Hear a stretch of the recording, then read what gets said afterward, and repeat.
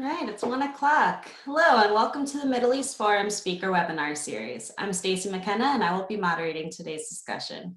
We are pleased to have Robert Spencer, Director of Jihad Watch, join us to discuss, is Islam globally waxing or waning?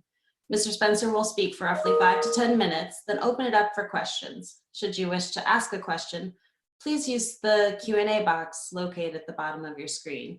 We'll do our best to get to all questions, but we have many participants on this webinar, so I apologize in advance if we do not get to yours today. And with that, I will turn the discussion over to Mr. Robert Spencer. Thank you, Stacy, and thank you all for being here. In considering the question, is Islam globally waxing or waning? That is, has Islam diminished as a political force today? It's useful to consider some background to our present situation. Some time ago, for example, a Muslim leader arose who claimed that the Islamic authorities were corrupt and had strayed from authentic Islam. His group gained control of some territory, and he proclaimed himself the leader of all the Muslims. In its domains, his group instituted strict observance of Islamic law, Sharia, including the sexual enslavement of infidel women, and oppressed the non-Muslims. Now, you might think that I'm talking about ISIS. And I could be, but actually every detail of the capsule summary that I just gave you is true also of a group known as the Almohads, or monotheists, who took power in North Africa in the year 1147, and over the next 25 years gained control of Al-Andalus, that is Muslim Spain. And the point is, of course, that we see this phenomenon throughout Islamic history, as I demonstrate in the book, The History of Jihad. We see periods in which the influence of Islamic teachings is paramount and supreme, and periods in which that interest wanes to the degree that a revivalist movement then arises. Now, much of this stems from the fact that the Quran teaches that if you obey Allah, you will prosper in this world, and that if you do not obey Allah, you will be punished in this world, as well as, of course, in the next. So this has led throughout Islamic history to various kinds of misfortunes being ascribed to a lack of piety and to the rise of revivalist movements that promise to turn away Allah's wrath by restoring the people to the proper and full observance of Islamic regulations. And thus, throughout Islamic history, misfortunes are thereby ascribed to a lack of piety, and the revivalist movements fix all that. So then, on the other hand, when Sharia restrictions become too onerous, they're relaxed, because after all, human nature is everywhere the same. And the great majority of Muslims don't want to live under Sharia any more than anybody else does. So the restrictions are relaxed, and a period of moderation follows until some misfortune triggers a new revival movement that ascribes the troubles, once again, to a lack of Islamic rigor. So today we see movements in both directions. We see a movement toward the relaxation of this Islamic rigor in the Islamic Republic of Iran, and that is, of course, among the people, not the regime, but the regime is, in the view of many, on its last legs precisely because people have lived under Sharia now for 40-some years. They're tired of living this way. Some people still remember the days of the Shah, and they want to throw off the Islamic regime, as we've even seen some demonstrators say outright. The opposing movement we see in Turkey, for example, where President Erdogan is working hard to dismantle Turkish secularism and even to restore the Ottoman Caliphate. And so the secularism, which never was very popular outside of Istanbul and Ankara, is now severely threatened, and Erdogan is quite efficiently and systematically working to dismantle all the traditional locuses of resistance to the reimposition of Islamic law, notably in the leadership of the military. Now, if we were to look at the same situations in Iran and Turkey in another few generations, probably we would see the same movements again in reverse. For example, also 100 years ago, the ascendancy of Western values in the Islamic world looked more or less assured. It looked as if Jihad terror was a thing of the past. The caliphates were a thing of the past. The last caliphate was abolished long after it became just a figurehead anyway. The caliphate was abolished, Turkish secularism prevailed, the Shah of Iran followed Turkey's lead, and everywhere Muslim women were dressing in a Western style, and it looked as if Sharia was a thing of the past. There's a notorious video that you can readily see on YouTube of the Egyptian President Nasser in the 1950s joking about the Muslim Brotherhood demanding that women wear hijab and saying their daughters don't wear it. And just let's see them try to convince Egyptian women to wear it. Of course, nowadays, you have most Egyptian women wearing the hijab. And so what Nasser was joking about and thinking inconceivable has come to pass. As long as the fundamental principles of Islam remain the same, particularly in regard to the punishment in this world for misfortune, for disobedience, and then the ascribing of various misfortunes to that disobedience as a result, as long as these ideas remain influential, we're going to see the same cycle. So is Islam globally waxing or waning? Yes. Thank you very much. And if you have any questions, I'll be glad to take them now. Thank you so much, Mr. Spencer. The first question we have is the pandemic helping or hurting the jihadist cause? Once again, the answer is yes. It is helping or hurting the jihadist cause. I give you some specifics on both. The jihadist cause has been considerably emboldened as a result of the pandemic. We see Al-Qaeda and ISIS both have termed the virus a soldier of Allah and have called on Muslims Muslims also have who are not part of ISIS and Al-Qaeda have called upon their co-religionists to weaponize the virus, to use it against infidels if they get infected. Many Islamic leaders around the world, although by no means most, have said that the virus is something that is Allah's judgment on the infidels, and once again counseled prayer and Islamic piety as the remedy to it. And now at the same time, that means that some Muslims are going to think all they have to do is pray or lick an Islamic shrine, as we've seen in Iran, or something of that nature, and then they'll be saved from the virus. Then they're going to get it, and that's going to create some disillusion.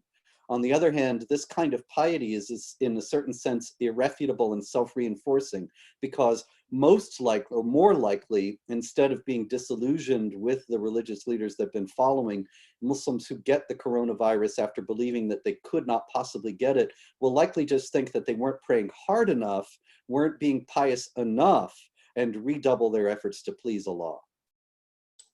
Thank you. Do you see NATO taking action to pressure Turkey for its increasing support of Hamas and making Turkey a spiritual home for the Muslim Brotherhood? Also, what keeps Turkey's membership in NATO so well protected? Turkey is protected by the European Union.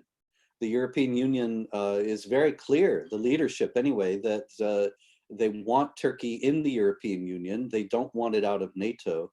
And so consequently, they turn a blind eye to all this. The Euro-Arab agreements dating back to the 1970s also commit the European Union to various forms of cultural, societal, and political cooperation with the Arab League, and that has led to an increasing opposition to Israel itself within the European Union. So when Turkey cozies up to Hamas and tolerates Hamas activity, there's not really a whole lot of pushback in Europe to that, at least once again among the leadership in Western Europe. So I don't think that NATO is going to act against this because of the European powers that are essentially driving the car there in NATO, despite the pushback from the president. How much do you see ethnicity influence the global jihad movement?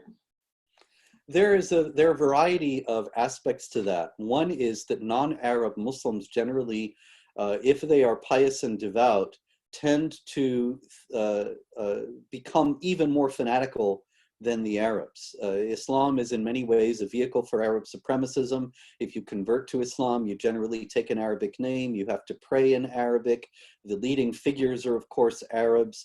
The caliph of the Muslims and Sunni theology has to be a member of the Quraysh Arab tribe, and so on and so on. So if you're a Pakistani non-Arab or an Iranian, there's a tendency to try to out-Arab the Arabs by being even more Islamic than they are. And this is, I think, one reason why we see such a virulence in Islamic practice in Pakistan in particular, as well as in some other areas that are not Arab, like Afghanistan, as well as Iran. At the same time, in Iran also, there is the counter movement, as there is so often, because the Persians had a great history before the advent of Islam. And increasingly, as the Islamic Republic continues to fail and grow more unpopular, more and more Iranians are harking back to that history, including converting to Zoroastrianism, which was largely driven out of Iran centuries ago by the Muslims. But it's considered to be, of course, the ancestral religion of the Iranians, and so many Iranians are returning to it. If you are an Arabian Arab, you don't really have anything but Islam to form part of your cultural heritage. And so the Iranian dissidents can fall back upon their non-Arab traditions, their pre-Islamic traditions, as a locus for the dissent against the regime. Thank you. Do you feel that supporting creation of an independent Kurdistan in northeast Syria would help to oppose Erdogan's expansionism along with that of Iran and Russia? Yeah, absolutely, it would. The Kurds have been dealt a very bad hand. They were promised a national home at the same time that the Jews were promised a national home at the end of World War I. And of course, the British, as always, or as so often, I should say, reneged on the promise. There never was an independent Kurdistan, but it would allow for Kurdish forces to gain a great deal more international support against the Turks and to marshal world opinion at the UN and elsewhere against what they're doing there. Thank you. So is there a moderate Islam, and is that waxing or waning? I don't believe that there is a moderate Islam. There are moderate Muslims, but there is no moderate Islam. This is a distinction that is incredibly muddled today. People don't seem to be capable anymore of distinguishing between the belief system, the ideology, and the people. But the unfortunate reality of the Quran and Sunnah as they have been interpreted over 1400 years among all the sects and schools of jurisprudence is that they all teach warfare against unbelievers and the necessity to subjugate those unbelievers under the rule of Islamic law. Now, does this mean that each and every Muslim is committed to that? Of course not. Not any more than every Christian loves his enemies and turns the other cheek. The reality of the individual observance of any particular Muslim is informed by a great many things besides Islam. Everybody has a variety of perspectives, a variety of priorities, a variety of influences. And so there are plenty of Muslims around the world who have no intention of waging jihad against unbelievers and never will. And for that, of course, we can all be glad. But there is no traditional form of Islam that does not contain the elements mandating this jihad imperative against unbelievers. Wonderful answer. So there have been talks about protests in Iran, like in 2011, and the regime there falling. What are the chances of this happening? Oh, I think there's a very great chance of the regime falling. I've seen some extraordinary things coming out of Iran recently. Saw a video not long ago of an entire stadium full of people there for a soccer game chanting, "Long live Reza Shah." Reza Shah being the father of the Shah of Iran, who was deposed by Khomeini in 1979.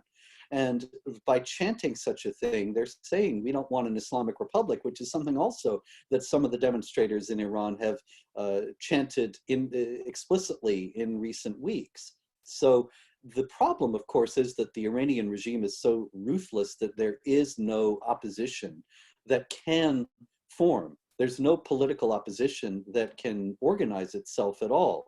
The kind of situation that allowed for Khomeini to be able to mobilize people against the Shah in the first place, the Islamic Republic is making sure it's not replicated. But there are so many people, and I think every day there are more Iranians who hate the regime. I don't think it can possibly withstand the pressure of that indefinitely.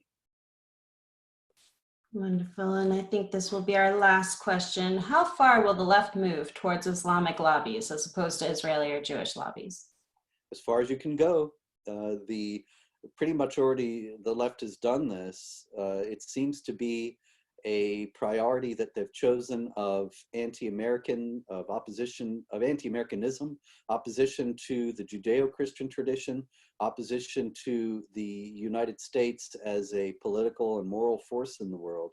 And consequently, they see in Islam ideological allies, in the sense of here's a force that's been for 1400 years at war with the West, and they are essentially at war with the West, so they see them as ideological kin. Thank you so much. And as a closing note, what can we do to help this? What can we do to help what? Just the waxing and waning, and then try and move towards the ideals that we're looking for. Well, I think there's a great deal of, in general, a great deal of unreality about the issues regarding the global jihad today, great deal of wishful thinking, a great deal of denial of plain facts. Of course, most notoriously, the Obama administration in 2011 removed all mention of Islam and jihad from counterterror training materials. So that means that intelligence agents and law enforcement operatives ever since then have not been able to even study, at least under official auspices, the motivating ideology behind jihad terrorism. So I think a return to realism would be most welcome and tremendously helpful at this point. Wonderful. Thank you so much for taking time out of your day to speak with us. Pleasure. We have come to the close of our webinar. Thank you all for joining us today. Next week, we'll have Dr. Jonathan Schranzer join us on Monday at 1 p.m. Eastern to speak on the cause of the Middle East's next war. Thank you again for joining us, and we hope you have a great day.